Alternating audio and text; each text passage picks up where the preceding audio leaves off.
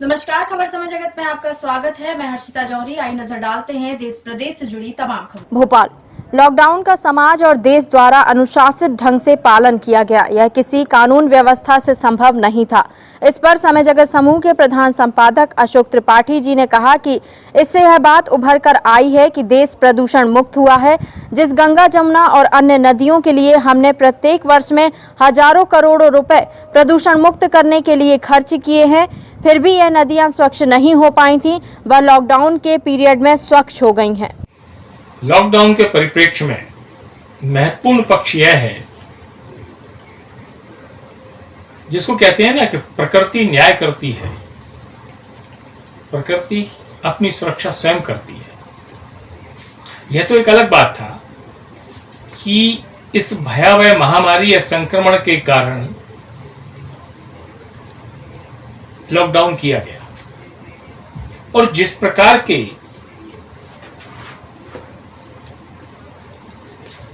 समाज और देश द्वारा इसका अक्षरशः अनुशासित ढंग से पालन किया गया, यह किसी कानून व्यवस्था से संभव नहीं था।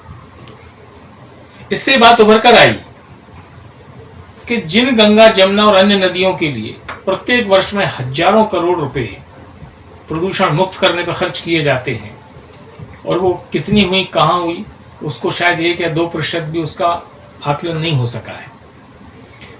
प्रारंभिक चरण के मात्र 15 दिनों में 40 से 50% नदियां प्रदूषण मुक्त हो गई, वायुमंडल प्रदूषण मुक्त हो गया, जनजीवन चहचहा उठा। इसने एक संकेत दिया है, आज तो महामारी के कारण, लेकिन क्यों ना ये समाज तय करे कि प्रकृति को भी जीने दो, उसको भी सांसें लेने दो।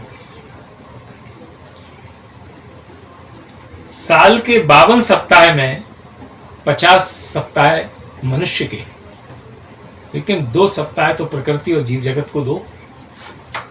और कब दो? जब आपकी सुविधानुकूल समय हो। और आपका सुविधानुकूल समय कब हो सकता है? जब प्रचंड गर्मी हो, प्रचंड तापमान हो। तो क्यों नहीं हम वर्ष में 15 दिन लॉकडाउन एक धार्मिक और सामाजिक मान्यताओं में स्थापित करते हुए इस प्रकृति को अपनी शर्तों पर जीने को, सांस लेने को और जीव जगत को उन्मुक्त होकर इन सड़कों पर विचरने को मुक्त करें। इसका एक सकारात्मक सात्विक पक्ष यह है कि मात्र 15 दिन में वो 50% से अधिक अपने आप को जिंदा कर लेती है। तो प्रकृति को सांसें लेने दो और प्रत्येक वर्ष 15 दिन का लॉकडाउन चलने दो। धन्यवाद। खबर समय जगत के लिए संवाददाता शक्ति Bharti, Bhopal. For latest news, subscribe to our channel and press the bell icon.